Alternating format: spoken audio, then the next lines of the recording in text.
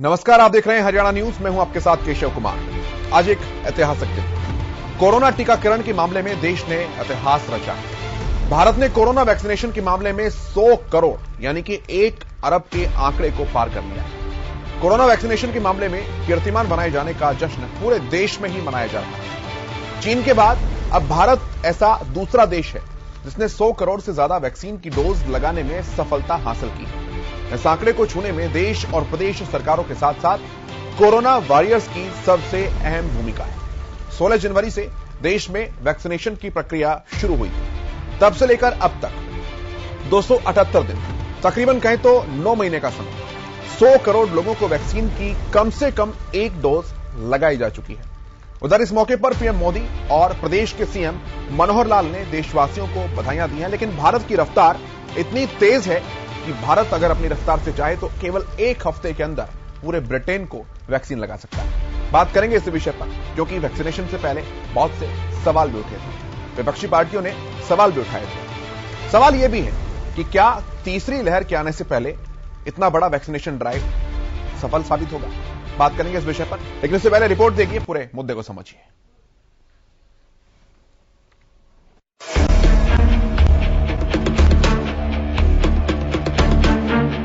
Corona vaccination का king बना भारत। 100 करोड़ से ज्यादा लोगों का टीकाकरण। वैक्सीनेशन के संग जीतेंगे कोरोना से जंग। कोरोना के खिलाफ जंग में देश ने 100 करोड़ वैक्सीन के आंकड़े को पार कर एक नया मुकाम हासिल किया है। इसे दुनिया में अब तक का सबसे तेज और सबसे बड़ा टीकाकरण अभियान बताया जा रहा है। अभियान की शुरुआत 16 जनवरी को हुई थी। देश को यह मुकाम हासिल करने में महज 279 दिन का वक्त लगा।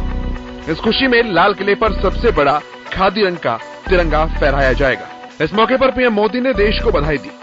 आरएमएल अस्पताल से दिए गए अपने संबोधन में उन्होंने इस मौके पर खुशी जाहिर की और स्वास्थ्य सेवाओं से जुड़े लोगों का शुक्रिया अदा किया।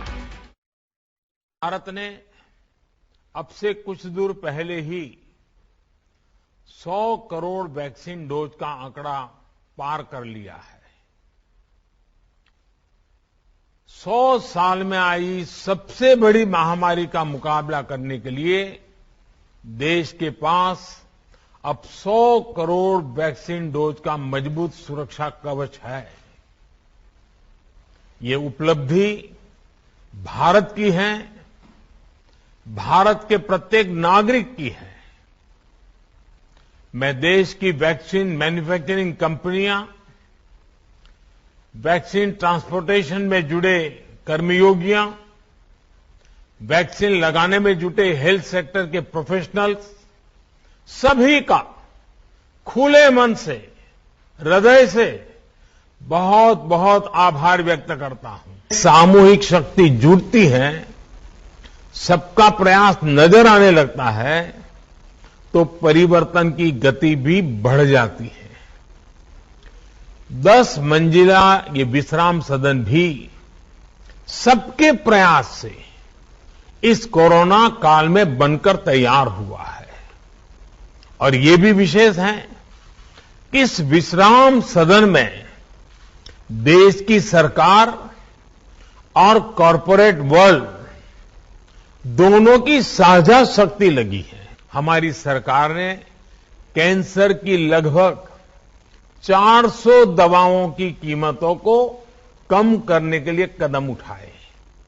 ये सेवाभावी है, जिसकी वजह से गरीबों को जन औषधि केंद्रों से बहुत सस्ती, बहुत मामूली कीमत में दवाएं दी जा रही है।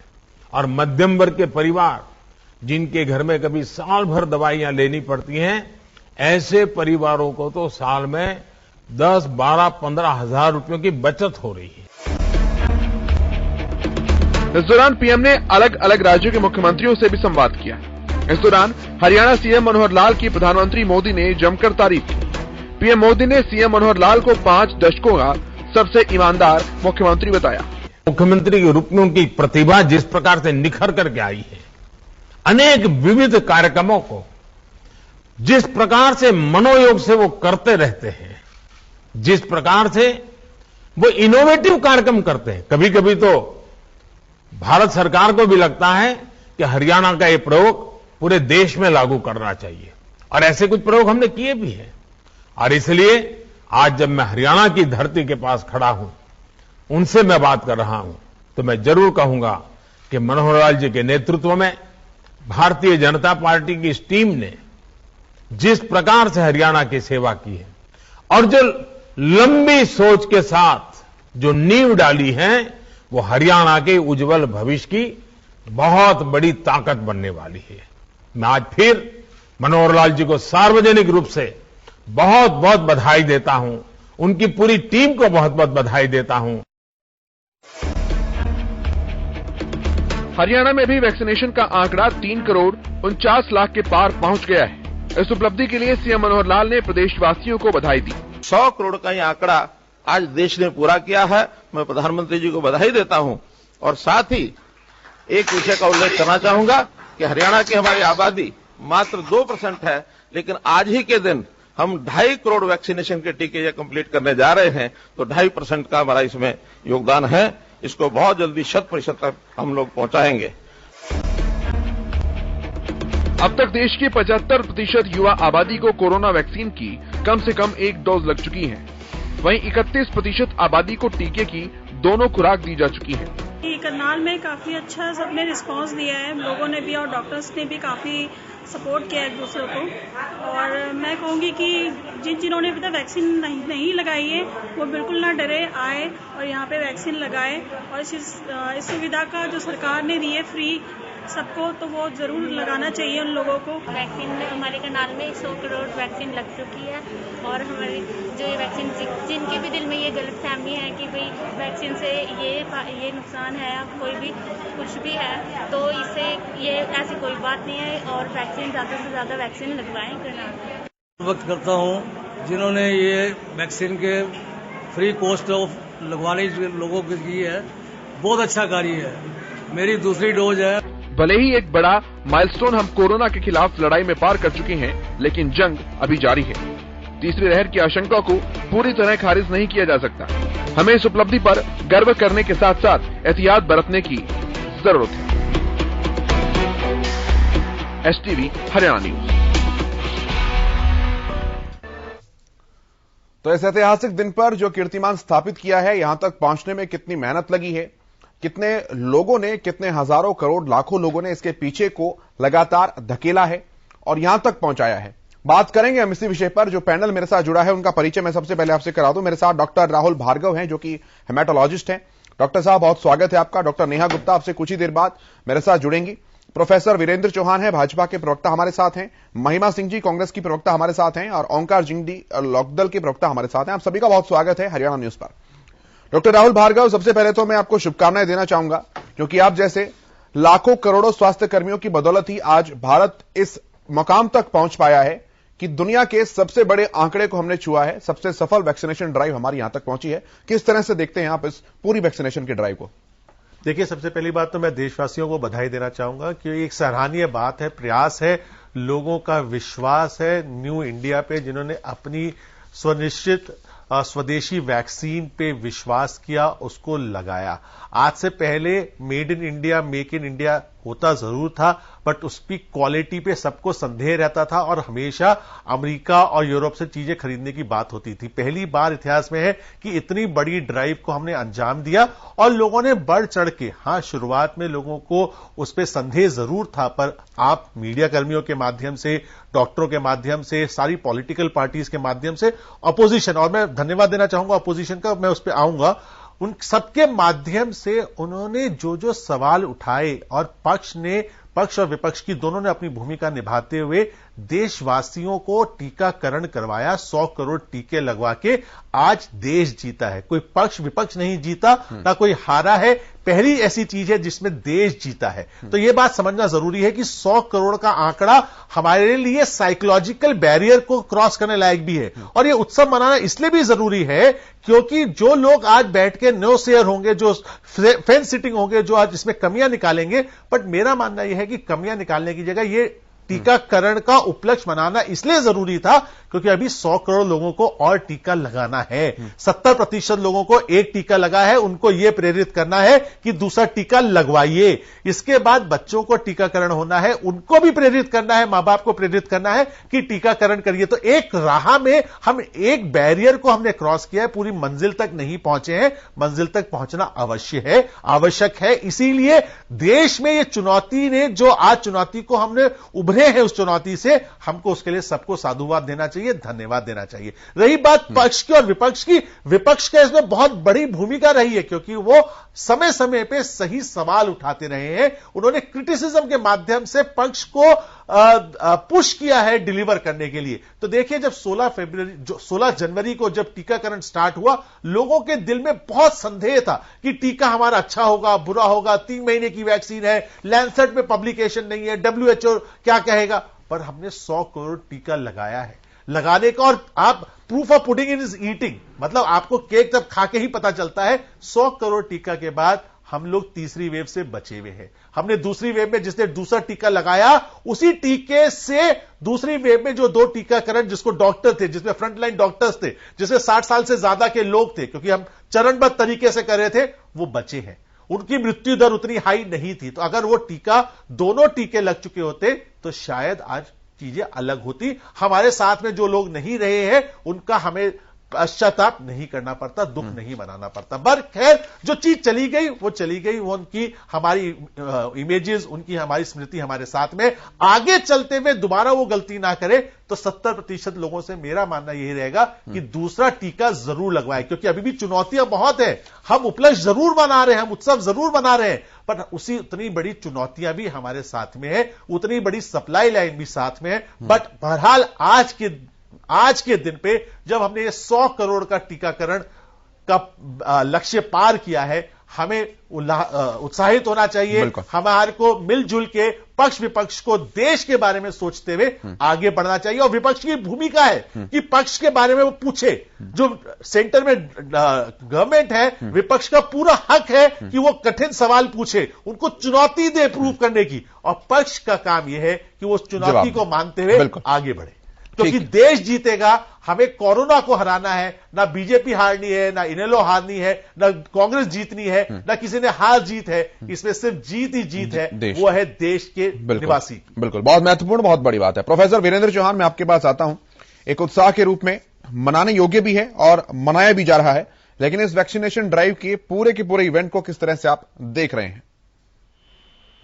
देखिए, महामारी इससे पूर्व भी आई हैं और बीमारियां, संक्रमण जिनके लिए वैक्सीनेशन की आवश्यकता पड़ती रही है अतीत में, उनका डेटा, उनका रिकॉर्ड हमारे सामने है। अतीत में जब कभी भी कोई बीमारी आई, वैक्सीन की जरूरत पड़ी, तो वैक्सीन के निर्माण की प्रक्रिया में ही बहुत सारी बीमारियों के मामले में 10 वर्ष तक का समय लग जाता था।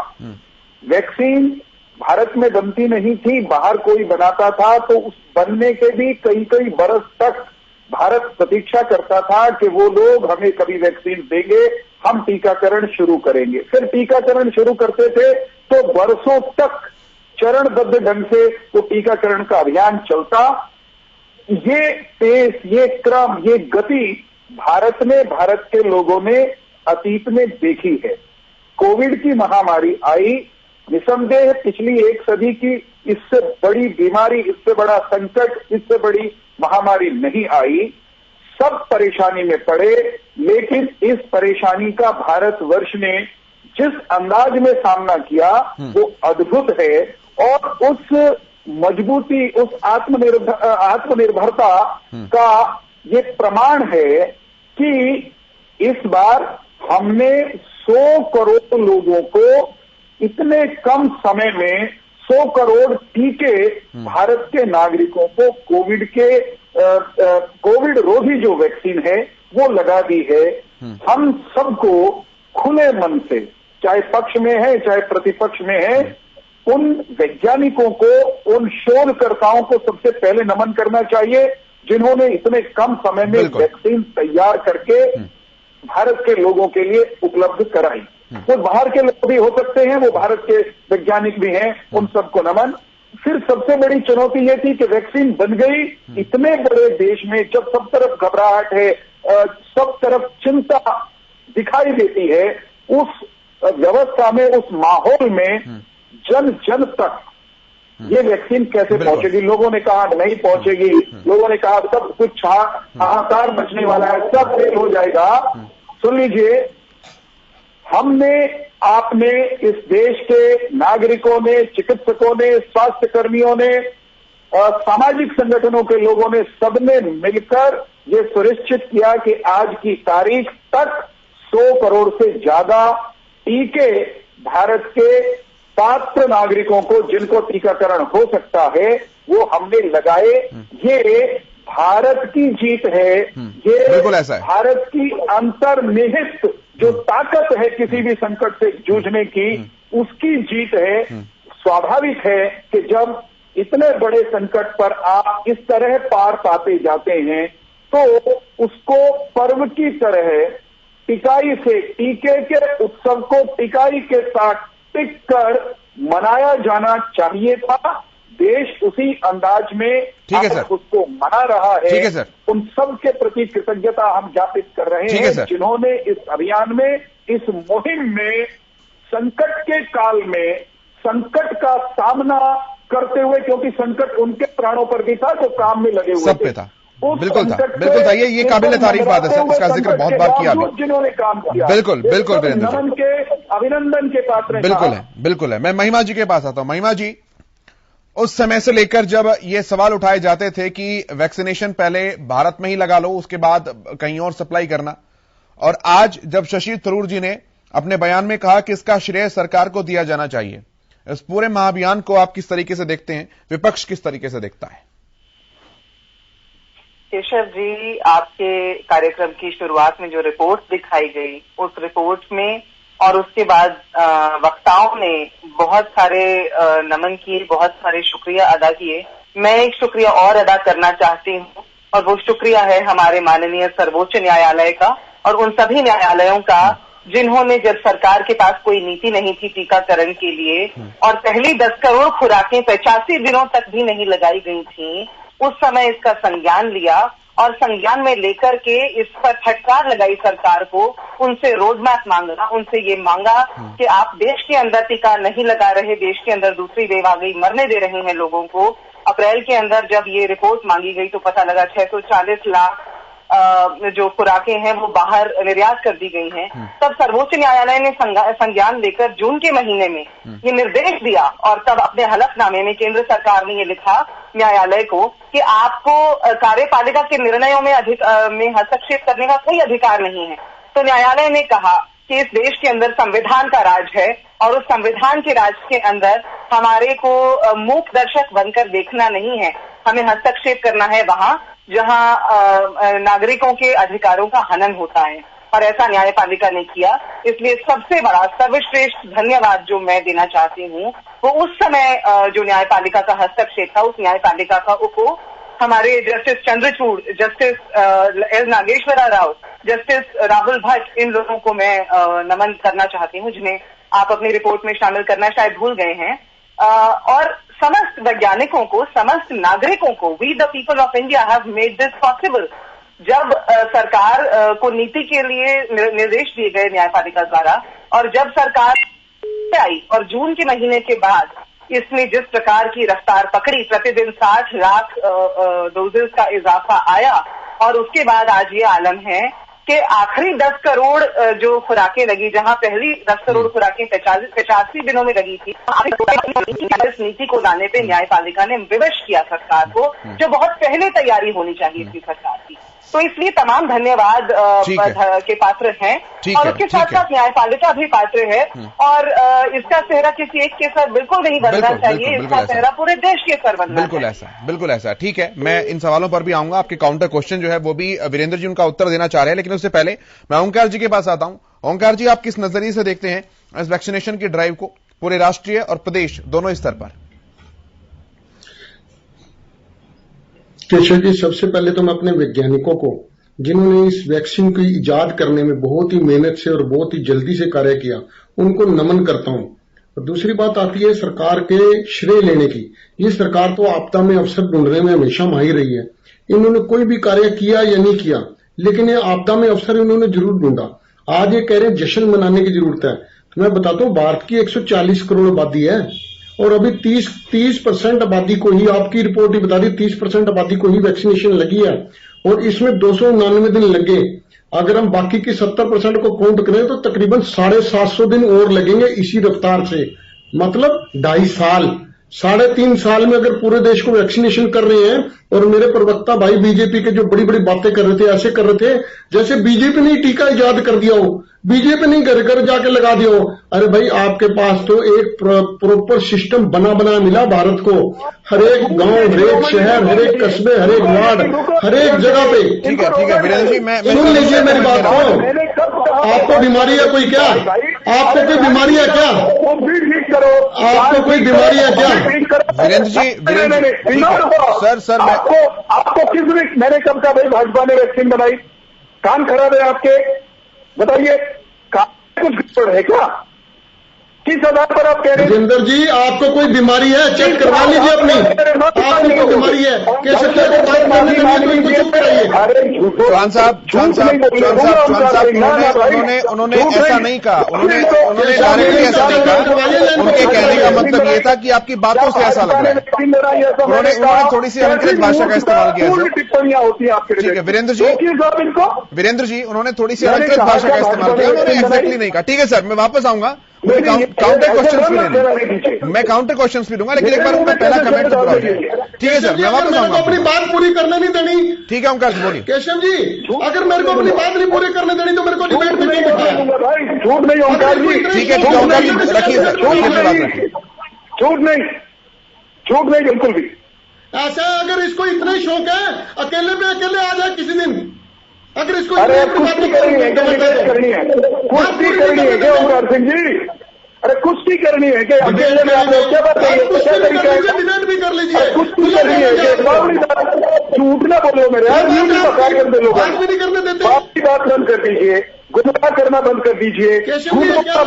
मेरे मुंह पे झूठ बोलो यार, लोग सुन लगे, देखने लगे। बोला इनकी बात में आप झूठ क्यों बोलते हो? झूठ बोलोगे तो मेरा अधिकार है। बीच में। ठीक है सर प्लीज। आप झूठ बोल रहे हैं सरेआम। क्या मैंने कहा कि भाजपा ने वैक्सीन बनाई? क्यों आप अखिलेश यादव के भी आगे बढ़ गए? अपनी झूठ के लिए माफी मांगी। केशव जी, मेरे को अपनी बात पूरी करने दो, टाइम खराब कर रहे हैं। अगर मैंने बोला तो मैं माफी मांगूंगा। केशव जी, आप बड़ी बड़ी बातें करती हैं।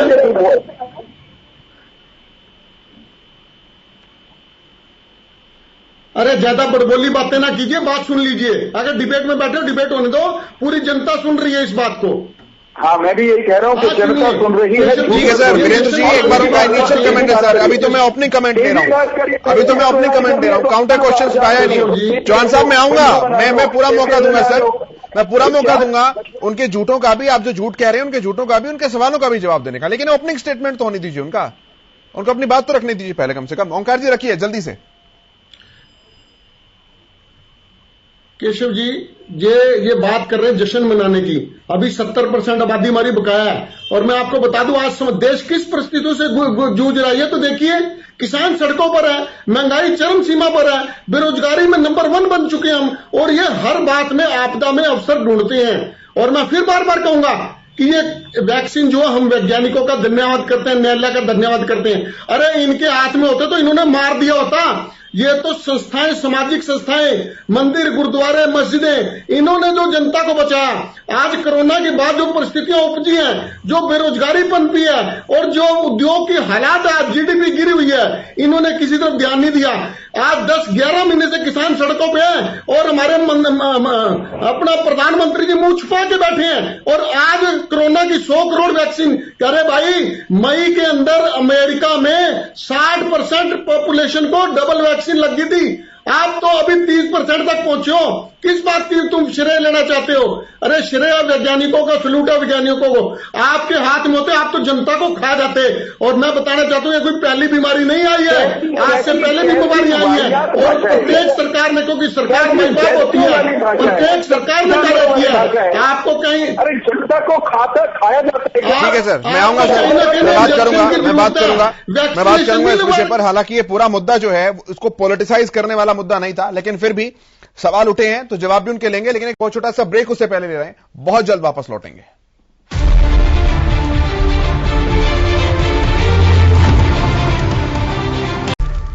चलिए, ब्रेक के बाद एक बार फिर से आपका स्वागत है। अपने विषय पर वापस लौटते हैं और इस बीच हमारे साथ डॉक्टर स्वाति माहेश्वरी भी जुड़ गई हैं, जो कि हेल्थ एक्सपर्ट हैं। डॉक्टर स्वाति, बहुत स्वागत है आपका। ओपनिंग स्टेटमेंट, ओपनिंग कमेंट मैं आपसे भी चाहूंगा, थोड़ा सा देर से हालांकि आप जुड़ी हैं।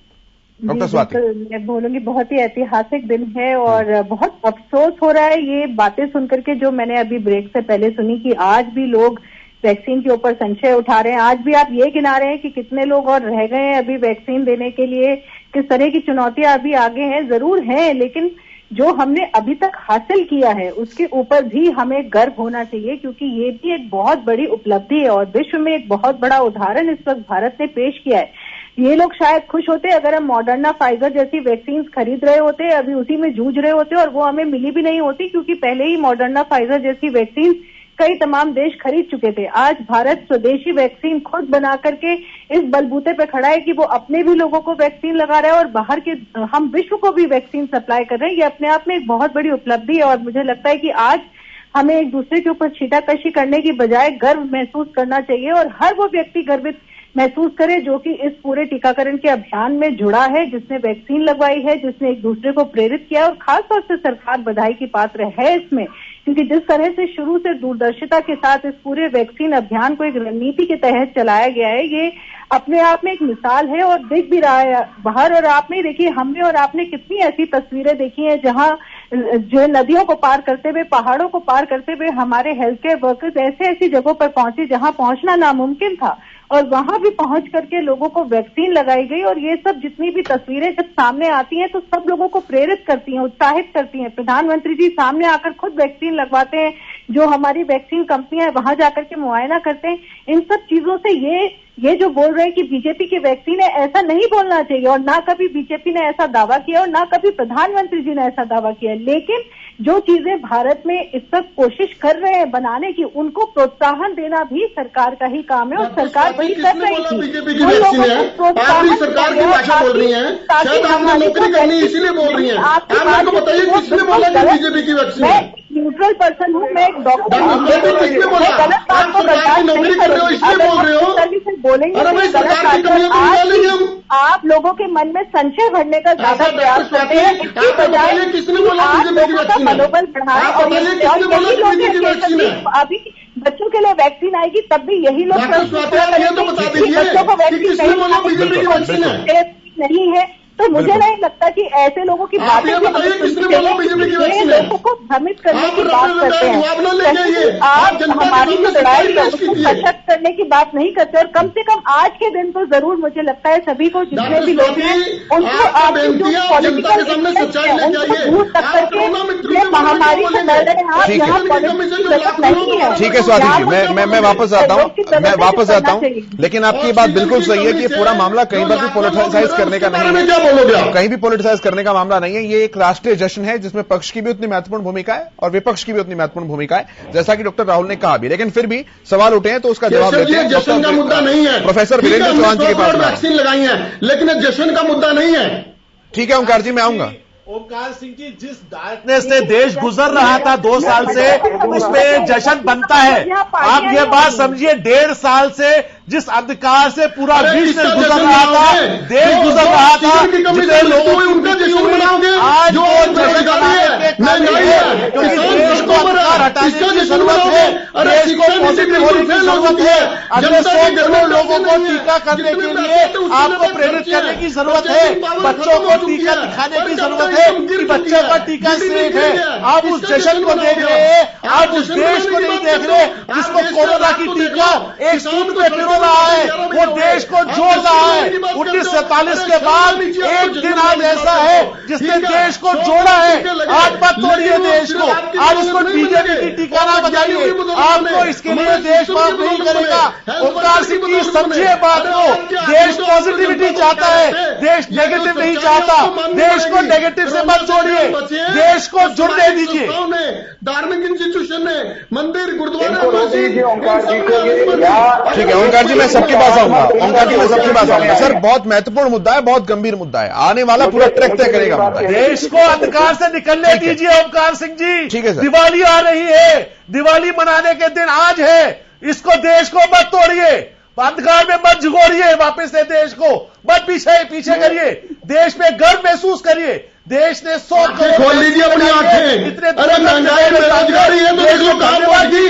ये तो मोदी पेट्रोल कहां पहुंच गया, गैस कहां पहुंच गई, डीजल कहां पहुंच गया? ये तो देखिए लोगों के जेब में पैसा है नहीं, देश वाले लोग की बात करते हैं। ऑपरचुनिज्म है ये, देश की अपने पॉलिटिकल रोटी। अरे वो तो आपको माफ नहीं करेंगे। आज जिस स्थिति में देश आपने लाकर रख दिया, सर ये डॉक्टर है सर, महंगाई कहां पहुंच गई? डॉक्टर राहुल बोल रहे हैं आपसे। ओंकार जी, डॉक्टर राहुल ने बात कही है, बीजेपी के प्रवक्ता ने बात नहीं कही। कोई बात नहीं, लेकिन मैं प्रोफेसर वीरेंद्र के पास आ रहा हूं। मैं प्रोफेसर वीरेंद्र चौहान के पास आ रहा हूं। सही कहा है, बिल्कुल है। आप देखिए इस बात को, देश की मंशा समझिए, देश की ध्वनि समझिए। मुझे अवसर नहीं दे रहे हैं। ठीक है प्रोफेसर वीरेंद्र चौहान जी, मैं आपके पास आता हूं। जी, मैं जो प्रश्न हमारे मित्रों ने उठाए हैं, मैं उन पर बहुत तर्कपूर्ण ढंग से अपनी बात कहूंगा और ये भी बताऊंगा कि मित्र हमारे कैसे कुतर्क पर आमादा हैं। देश के वैज्ञानिक, देश के शोधकर्ता, देश के चिकित्सक वे कह रहे हैं कि टीका जितना लग गया उस पर टिकाकर प्रसन्नता जाहिर करनी चाहिए। लेकिन हमारे प्रतिपक्षी मित्र इसी डिबेट में देख लीजिए, वो इस बात पर आमादा हैं कि इसे रुदन का, क्रंदन का, हल्ले का मसला बनाया जाए। इनकी दास्तान ऐसी है कि आधा गिलास में पानी है तो इनको खाली वाला आधा दिखाई दे रहा है। प्यासे को पानी चाहिए, आधा गिलास पानी है और भी मिलने वाला है निश्चित तौर पर, लेकिन ये उस आधे पानी का सकारात्मक जिक्र करने के बजाय आधे गिलास का ये इस बात पर रो रहे हैं, चिल्ला रहे हैं कि आधा गिलास खाली है। यही हाल ओंकार जी का है और कुल मिलाकर के ऐसी ही नकारात्मक मैंने सबसे पहले वैज्ञानिकों का, डॉक्टरों का धन्यवाद किया। डॉक्टर साहब आप बीच बात न कीजिए। ओंकार जी प्लीज आप नोट कर लीजिए। ओंकार जी आप नोट कर लीजिए, मैं आपको पूरा मौका दूंगा। ओंकार जी आप नोट कर लीजिए, मैं पूरा मौका दूंगा आपको सर, प्लीज। ओंकार जी, आज गर्व क्यों करना चाहिए? इसलिए करना चाहिए कि न्यूनतम समय में वैक्सीन बनी, फिर चुनौती थी लॉजिस्टिक्स की, लोगों ने कहा लोगों तक नहीं पहुंचेगी।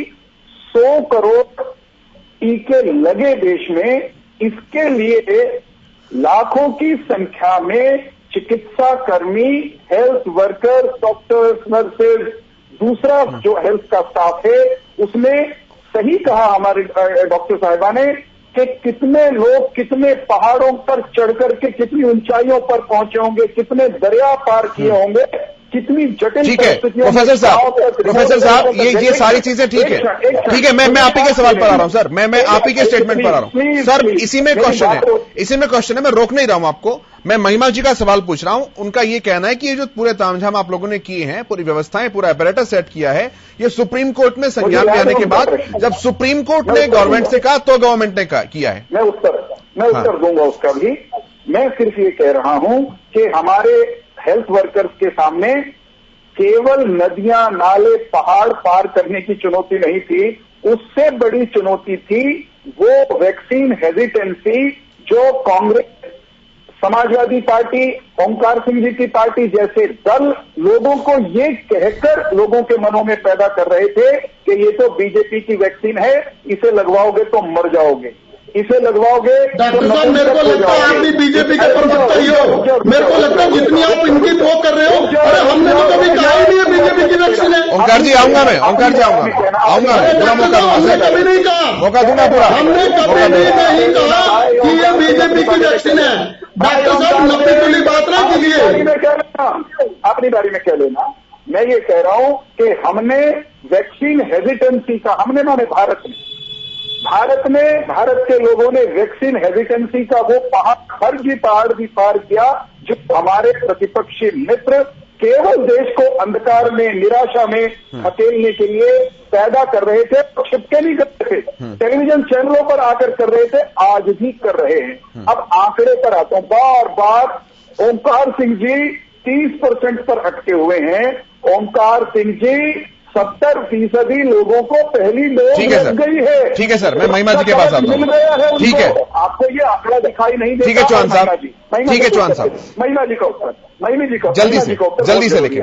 महिमा जी उस पार्टी की प्रवक्ता है जो वैक्सीन हेजिटेंसी बढ़ाने वालों में थी। महिमा जी, गति की अगर बात कहें ना वैक्सीन की, तो चाहे आप साइकिल की सवारी करें, चाहे आप स्कूटर चलाएं, चाहे आप कार चलाएं, रेल चलाएं या जहाज की सवारी करें, गति पहले ही सेकंड में, पहले ही चरण में वो चौथे गियर में गाड़ी नहीं जाती है। 1000 किलोमीटर की स्पीड पर पहले ही बटन दबाते कोई यान नहीं चला जाता है। गति 0 से शुरू होकर बढ़ती है और बढ़ते बढ़ते बढ़ती है। आपको ये बढ़ता बढ़ता, हंसता खिलता, सुरक्षित होता भारत अच्छा क्यों नहीं लगता महिमा जी?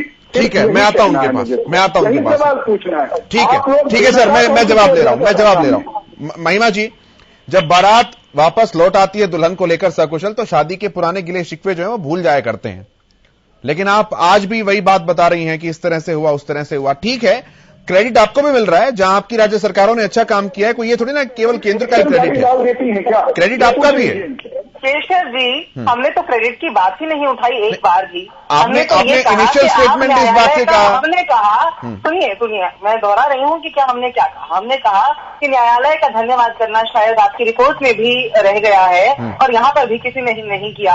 हम न्यायालय का धन्यवाद कर दें, हमने तो न्यायालय का धन्यवाद किया। यदि उसमें किसी को आपत्ति है तो फिर क्या कीजिएगा बताइए? जो नहीं, कोई आपत्ति नहीं, कोई आपत्ति नहीं, कोई आपत्ति नहीं, बिल्कुल किया। केशव जी, मुझे मेरी बात रखने दीजिएगा, मेरी बात। ठीक है चौहान साहब, उनकी बात पूरी हो जाती है, फिर मैं आऊंगा आपके पास। अनुशासनहीन प्रवक्ता बीच में नहीं बोलेंगे कृपा करके।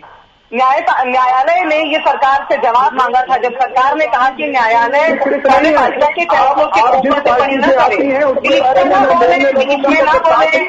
ठीक है चौहान साहब, ठीक है चौहान साहब, मुद्दे पर चौहान साहब देखिए, चौहान साहब ओंकार जी आपके बीच में बोल रहे थे, आपको अच्छा नहीं लग रहा था। चौहान साहब, ओंकार जी आपके बीच में बोल रहे थे, आपको अच्छा नहीं लग रहा था। Please without interruption sir. महिमा जी जल्दी से रखिए, ठीक है महिमा जी जल्दी से अपनी बात रखिए। ऐसा है केशव जी, हमें तो बिल्कुल कोई आपत्ति नहीं है। हमने तो कहा कि बीच में न बोले, खामोश रहे,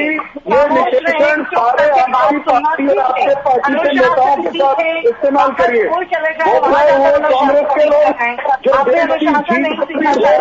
चौहान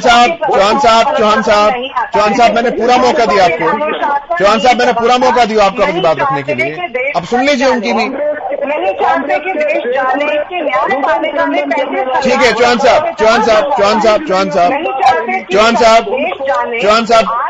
साहब, अच्छा नहीं लगेगा। मैं इतने इंपोर्टेंट विषय के ऊपर अगर फेडर डाउन करूंगा सर, प्लीज। केशव जी, खुशी का अवसर तो है, लेकिन मैंने जैसा पहले कहा था, किसी एक के सर पे पहरा बांधने का अवसर नहीं है। आज जब शुक्रिया अदा कर रहे हैं और माननीय प्रधानमंत्री संबोधन कर रहे हैं देश का, तेल तो 100 से पार बहुत दिन पहले जा चुका।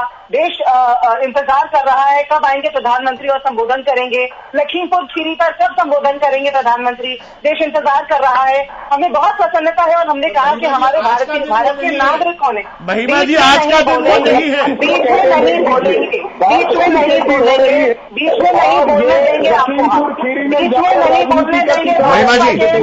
महिमा जी, यहाँ मुझे थोड़ा इंटरप्ट करना पड़ेगा प्लीज। चौहान साहब, नहीं चौहान साहब, महिमा जी, समस्याएं हैं, ठीक है महिमा जी, वो दिन नहीं है। आप सवाल करें, भाजपा के अनुशासनहीन प्रतिनिधियों को बीच में नहीं बोलने देंगे हम। भाजपा के अनुशासनहीन प्रतिनिधियों को बीच में नहीं बोलने देंगे। सर मेरा मुद्दा लखीमपुर खीरी नहीं है, मेरा मुद्दा लखीमपुर खीरी नहीं है। महिमा जी मैं चाहूंगा आप भी टू द पॉइंट डिबेट रखें मैम। महिमा जी, आज का दिन वो नहीं है, तो बात इधर उधर जाएगी। महिमा जी, आज का दिन गड़े मुद्दे उठाने का नहीं है। महिमा जी, आप समझिए, बीच में नहीं बोला, मैंने किसी के अफसर के बीच में नहीं बोला, कृपा करके बीच में ना बोलें। आप सब अपनी अपनी बात रखते हैं, मुझे पूरा अधिकार है अपनी बात रखने का। महिमा जी, चांद की बात हो रही है, आप जुपिटर की बात कर रही है। कृपा करके बीच में ना बोले, आपकी बात अच्छी या बुरी जो जैसे भी लगी हो। ठीक है महिमा जी, जल्दी से रखिए अपनी बात, जल्दी से रखिए। हमने ये कहा कि इस देश के नागरिकों ने इसे संभव बनाया। इस देश के वैज्ञानिकों ने जो एम्स में IIT में पढ़े, जिन्हें कांग्रेस ने स्थापित किया, उन्होंने संभव बनाया। बिल्कुल जैसा शुरुआत में कहा गया था कि सभी का धन्यवाद करने का दिन है। ये बहुत उचित अवसर है देश के अंदर जश्न मनाने का कि हमने ये टीकाकरण इसको संभव कर लिया है। लेकिन इसे कैसे संभव किया गया? जो 35,000 करोड़ का जुमला फेंका गया था बजट के अंदर, उसे न्यायपालिका ने सवाल उठाया से कि आप 35,000 करोड़ कहाँ खर्च कर रहे हैं। कोई रोड मैप नहीं था। वो सारी बातें संज्ञान में लेने की है केशव जी। ये बिल्कुल महिमा जी, एग्जीक्यूट आखिरी में सरकार ने किया। महिमा जी, आप कुछ भी बोलिए, आखिरी में एग्जीक्यूट सरकार ने किया। आप क्यों नहीं समझते? आज आप क्यों ऐसे मुद्दे उठा रहे हैं? महिमा जी, देश में आज सबको मिलकर साथ चलना चाहिए, रादर देन क्रिटिसिज्म के। हम कब तक अपने ही गुब्बारे को इनको ठीक है जल्दी इलाज करवाइए। सरकार कर्तव्यबद्ध है देश के प्रति। महिमा जी, कब तक आप पंचर करते रहेंगे अपने देश को? कब तक क्रिटिसिज्म के नाम पे अपने ही दोषारोपण करेंगे? गर्व महसूस करिए। केशव जी, आप संचालन कर रहे हैं, ये आप सुनिश्चित करें। ठीक है राहुल जी, मैं आता हूँ, वही बोलो। ठीक है महिमा जी, गर्व महसूस। महिमा जी ठीक है, मैं महिमा जी आपके पास आता हूँ। महिमा जी ठीक है मैं राहुल जी आ रहा हूँ, मैं आ रहा हूँ। महिमा जी ठीक है मैम बड़ा डिप्लोमेटिक तरीके से आप आंसर कर रही हैं। ठीक बात है, कोई बात नहीं सर। मैम मेरा क्वेश्चन तो सुनिए ना। महिमा जी सवाल तो सुन लीजिए। अब सवाल मेरा ये है, आप कह रही हैं कि सरकार ने कुछ नहीं किया लेकिन बाकी सबने किया। ठीक है, कोई बात नहीं, पार्टियों की मजबूरियां हो सकती है। हालांकि मैं गड़े मुर्दे उखाड़ना नहीं चाह रहा था, लेकिन आप बताइए कि 71। महिमा जी सुन तो लीजिए। एक मिनट, मैंने पूछा, मैंने ये नहीं कहा ना, आप गलत कोट कर रहे हैं। मैंने कहा क्या सरकार कर्तव्यबद्ध नहीं है ये करने के लिए? क्या सरकार को इसलिए चुन के नहीं भेजा था जनता ने? तो सरकार जब ये कह रही है कि जनता ने जिस काम के लिए चुन के भेजा वो हमने पूरा कर दिया, तो आप बुरा क्यों मान रहे हैं इस बात का? आप एक अच्छे विपक्ष है क्या? आप एक अच्छे विपक्ष है ना? महिमा जी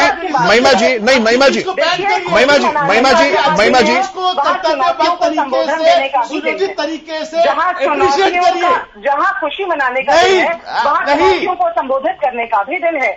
महिमा जी, आपको अप्रिशिएट भी करना चाहिए। देख करके चलना पड़ेगा। केशव जी, आप संचालक हैं, आपके सवालों को बिल्कुल बाकायदा सुनूंगी। महिमा जी ठीक है, तो मेरा ही सवाल है मैम, मेरा ही सवाल है 1971 की लड़ाई इंदिरा जी ने जीती थी या फिर देशवासियों ने, सैनिकों ने जीती थी? पूरे देश ने मिलकर के जीती थी। नेतृत्व कौन कर रहा था उसका? नहीं, नेतृत्व कौन कर रहा था उसका? नेतृत्व कौन कर रहा था उस समय देश का? महिमा जी नहीं, आप डिप्लोमेटिक कर रही हैं। आप डिप्लोमेटिक कर रही हैं मैम पहली कोई कांग्रेस चला रही थी, ऐसी बातें करते हैं आप लोग। ऐसा नहीं होता है महिमा जी, ऐसा नहीं होता है। आप एक परिपक्व विपक्ष हैं। जो उस समय होता है महिमा जी, वो क्रेडिट लेता है। इसमें आपको मानना पड़ेगा कि आपको बधाई देनी पड़ेगी सरकार को। बैठे हैं क्रेडिट लेने के लिए, सरकार में बैठी है भाजपा। बिल्कुल क्रेडिट लेने का उन्होंने अच्छा काम किया है। नहीं महिमा जी, ये थोड़ा इलॉजिकल हो रहा है, प्लीज ये थोड़ा सा इलॉजिकल हो रहा है। आपकी परेशानी ये है कि हम अच्छे को अच्छा नहीं कह रहे। कांग्रेस की परेशानी ये है, वो अच्छे को नहीं कहती, वो सिर्फ क्रिटिसाइज करने के लिए क्रिटिसाइज करती है। बिल्कुल नहीं, मुझे बिल्कुल सिर्फ क्रिटिसाइज करने के लिए क्रिटिसाइज करती है। संचालन कर रहे हैं, आप संचालन कर रहे हैं। और महिमा जी, मैं बीजेपी का प्रवक्ता नहीं हूँ, मैं डॉक्टर हूँ, आप नागरिक हूँ जो आपको बता रहा है। कोई भी वक्ता हो, संचालक सुनिश्चित करे कि हर वक्ता। ठीक है महिमा जी, ठीक है, लेकिन मैं औरों के पास आता हूं। मैं ओंकार जी के पास आता हूं, फिर चौहान साहब मैं आपके पास आऊंगा।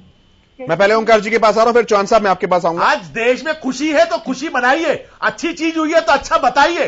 क्यों आप बार बार अंधकार में नकारात्मक बातें करते हैं? क्यों आप बार बार ये बोलते हैं कि नहीं हुआ नहीं हुआ? सर क्यों नहीं आप प्रमोट करते? क्यों नहीं आप क्रेडिट देते हैं कि सरकार ने अच्छा काम किया? अगर आपकी तो है, आपकी राजस्थान में सरकार है।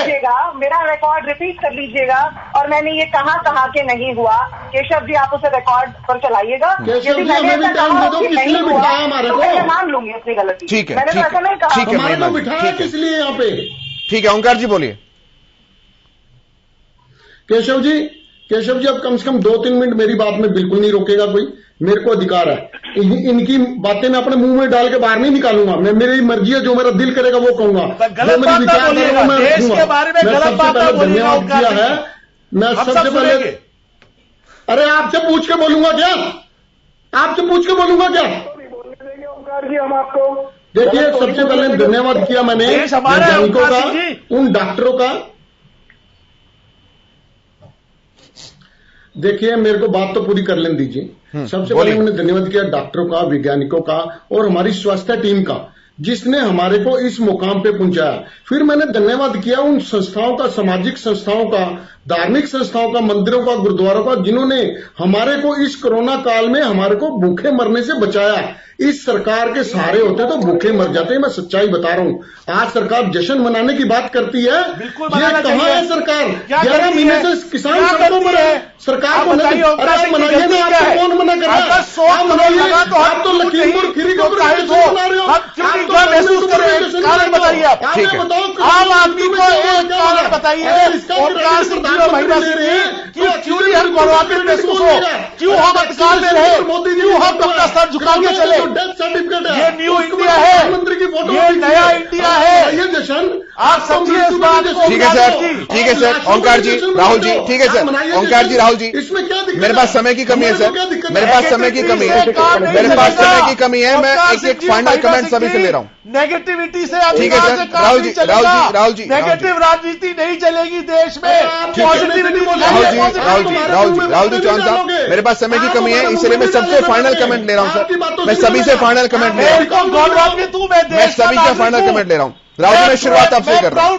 Feel proud of this fact. Rahul ji, मैं शुरुआत आपसे कर रहा हूं। मैं ट्वीट करता हूं अमेरिकन को दिखाते हुए कि 100 करोड़ वैक्सीन लगाई जो हमारी है। कोवैक्सीन हमारी वैक्सीन है, जो हमारे साइंटिस्ट ने बनाई, हमारी सोसाइटी ने बनाई, उसको अपनाया। आज हम किसी के सामने नहीं झुक रहे। ये गुलामी की आदत छोड़ दीजिए। और कांग्रेस के प्रवक्ताओं को बोलूंगा, बहुत साल गुलाम बना के रख लिया, अब देश गुलाम नहीं रहेगा। देश टूट रहा है। डॉक्टर के नाम में ठीक है, नहीं ठीक है, मैं फाइनल कमेंट ले रहा हूं सभी से। अब मैं फाइनल कमेंट ले रहा हूं सभी से। मैं फाइनल कमेंट ले रहा हूं सभी से। मैं सभी से फाइनल कमेंट ले रहा हूं। मैं 40 सेकंड सभी को मिलेंगे। राहुल जी, 40 सेकंड सभी को मिलेंगे। ठीक है, डॉक्टर स्वाति से शुरुआत कर रहा हूं मैं। डॉक्टर स्वाति, 40 सेकंड में फाइनल कमेंट। ओंकार जी, आवाज मुझे नीचे करनी पड़ेगी प्लीज, बीच में नहीं, फाइनल कमेंट। बड़े स्तर पर इतना बड़ा अभियान चलता है तो जरूर कुछ ऐसे लोग रह जाते होंगे जिनका आप धन्यवाद देना रह जाता है। तो मुझे नहीं लगता कि उस बात को इतना बड़ा करके महिमा जी को बोलना चाहिए कि इन लोगों को थैंक यू नहीं बोला। सभी लोगों की भागीदारी है, लेकिन जब आप बात करते हैं साइंटिस्ट की, डॉक्टर्स की, सबकी, तो उन सबको सूत्र में पिरोने का काम सरकार ही करती है। ये सब लोग काम नहीं कर सकते अगर इन सबको आपने एक सूत्र में पिरोया नहीं। और अब ये बहुत उपहास की बात है कि ये लोग अगर ये बात बोले कि फिर तो इसका मतलब पॉलिटिकल सिस्टम की कोई वैल्यू ही नहीं है, नेतृत्व की जरूरत ही क्या है? फिर तो सब अपने आप काम करेंगे, हमें क्या जरूरत है सरकार की? तो सरकार का काम ही तो यही है कि जो अच्छा काम कर रहे हैं, जो चीजें एक से दूसरे को जोड़नी है उनको जोड़ा जाए, वो लीडरशिप दी जाए, और वही हमें देखने को आज सामने मिली है। और मुझे लगता है कि जरूर अब हम सब लोगों को मिल करके आगे बढ़ना चाहिए और ना कि एक दूसरे की टांग खींचे। अभी भी जो अच्छा हुआ है उसमें भी बुरा देखने की कोशिश ना करें। ठीक है, चौहान साहब 20 सेकंड में जल्दी से। देखिए, महिमा जी ने कहा कि सरकार ने कोई एहसान नहीं किया, ये सरकार की ड्यूटी थी, सरकार इसके लिए चुनी जाती है। हमने भी यही कहा कि ये हमारी ड्यूटी थी। हमने सरकार सरकार यानी सरकार में चिकित्सक भी शामिल है, नर्सेज भी शामिल हैं, उनसे नीचे के जो हेल्थ वर्कर्स है वो भी शामिल है, सरकार का नेतृत्व यानी प्रधानमंत्री और उनकी टीम भी शामिल है। इन सबने मिलकर सभी की सामूहिक जिम्मेदारी थी, सभी ने बखूबी उस चीज को निभाया है। बिल्कुल चौहान साहब, ऐसा है मेरे पास, लेकिन समय की कमी है सर, मेरे पास समय की कमी है, मुझे वाइंड अप करना है। Doctor Rahul ji, doctor Neha ji, professor Virendra ji, महिमा जी, ओंकार जी, स्वाति माहेश्वरी जी, आप सभी का बहुत धन्यवाद सर। मेरे पास समय की कमी है, मैं माफी भी चाहूंगा आप लोगों से। और ये बहुत बड़ा वैक्सीनेशन अभियान है जो कि एक बहुत सफल मुकाम तक पहुंचा है। इसके लिए कोई एक व्यक्ति या कोई एक सरकार जिम्मेदार नहीं है, सभी की सामूहिक जिम्मेदारी थी, सभी ने बखूबी निभाया है, सभी बखूबी निभा भी रहे हैं। फिलहाल मेरे साथ इस कार्यक्रम में इतना ही, लेकिन खबरों का सफर लगातार जारी है।